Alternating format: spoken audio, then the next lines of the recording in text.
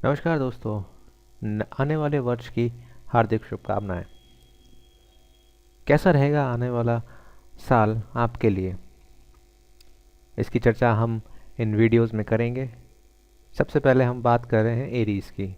और एक बात और आपसे कहना चाहता हूँ, ये एक छोटा सा अवलोकन होगा। जैसे मैं मंथली आपको पहले भी देता रहा हूँ, वो मैं मंथली आपको देता रहूँगा। तो बात करते हैं मेष राशि की। ये वर्ष थोड़ा सा आपके लिए मेहनत वाला रहेगा, लेकिन जैसे जैसे समय बीतेगा वैसे वैसे आप अपनी समस्याओं से पार पाते रहेंगे। और शनि इस वर्ष आपको आपके कर्तव्यों के प्रति जिम्मेदार बनाएगा। दूसरे शब्दों में, आप अपने प्रेम, बच्चे, दाम्पत्य के प्रति सजग रहेंगे और आपको रहना पड़ेगा भी। लोगों के साथ मेल जोल, संपर्क, विवाह की संभावनाएं दिखती हैं। साथ ही गैर जिम्मेदाराना हरकत से अलगाव एवं तलाक तक की स्थिति आपकी दिखती है। पैसे की बात अगर मैं करूं तो थोड़ा बहुत ऊपर नीचे रह सकता है, लेकिन वो भी शायद मार्च के बाद होगा। वैसे ये ठीक रहेगा साल। चलिए आर्थिक स्थिति की बात करते हैं, जब पैसे की बात हो रही है तो। अगर ऑन दी होल मैं पूरे साल की बात करूं तो ये स्थिति, आर्थिक स्थिति आपकी काफ़ी ठीक ठाक रहेगी। ऐसा कोई बहुत बड़ा प्रॉब्लम आपको नहीं होगा। लेकिन जैसा कि मैंने बोला कि अगर आप अनुचित तरीके से पैसा कमाना चाहते हैं तो उसमें आपको हानि ही हानि होगी, लाभ किसी तरीके का नहीं होगा। और अगर वो लाभ होगा भी तो बहुत शॉर्ट टर्म के लिए होगा। नए नए काम में ज़्यादा लाभ का योग दिखता है। पूंजी निवेश, शेयर, जमीन जायदाद से संबंधित व्यवसाय में आपको फायदा होगा। आपका भाग्य का सहयोग कम होते हुए भी आपकी मेहनत से आपको लाभ मिलेगा। आपकी प्रतिष्ठा में उन्नति होगी, वृद्धि होगी। और ये सब वृद्धि को देखकर हो सकता है कि आपके कुछ लोग आपसे जलन रखें। अगर मैं आपकी पैतृक संपत्ति की बात करूं तो अगर आपका कोई पैतृक संबंधी कोई कार्य अटके हुए हैं तो वो इस साल पूरे होने के व्यवसाय वो दिखता है, मतलब पूर्ण होने का लगता है कि वो पूर्ण हो जाएंगे। लेकिन जितना हो सके कि इन मामलों को आप घर तक ही सम्मित में मिल बांट कर आप इसको सॉल्व करें। क्योंकि अगर कोर्ट कचहरी के जितने कम आप चक्कर लगाएंगे उतना आपका अच्छा है, क्योंकि उसमें आपका धन अधिक व्यय होगा।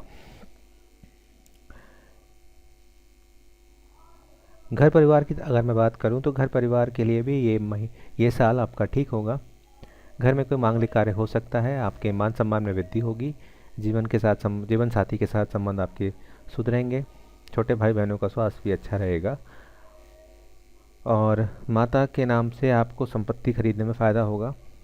माता की तरफ से आपको कुछ उपहार भी मिल सकता है। और यदि आपकी मदर या फादर जॉब में है तो इस बार उनके प्रमोशंस होने के भी चांस दिखते हैं। और पिता की आपके आर्थिक स्थिति में सुधार होगा और उनका सहयोग भी आपको प्राप्त होगा। इस वर्ष आप नई संपत्ति क्रय कर सकते हैं। पैतृक संपत्ति के योग मैंने पहले ही बोला आपको हैं। आधुनिक सुविधाओं की वस्तुएं का खरीदने का भी उत्तम योग दिखता है। नए वाहन की खरीदारी कर सकते हैं आप।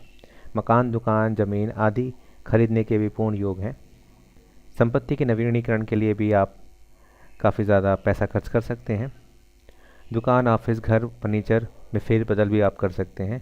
तो कुल मिला के कहूँ तो ये साल आपके लिए काफ़ी अच्छा रहेगा। और अगर आप बात करते हैं विद्यार्थियों के लिए ये साल कैसा रहने वाला है, विद्यार्थी वर्ग के लिए ये साल थोड़ा सा ऊपर नीचे रहने वाला है। क्योंकि वो जितनी मेहनत करेंगे शायद वो उतनी उनको शायद ना मिले। लेकिन उनको ये करना है कि वो अपने जो हार्ड वर्क है उस पर अगर आप ध्यान देंगे तो वो उनको मिलेगा। लेकिन हाँ, अगर आप 80% या 90% की अपेक्षा करते हैं तो हो सकता है उसमें आपको 60, 65, 70 के करीब आपको मिले, तो वो आपको थोड़ा उससे संतोष करना पड़ेगा।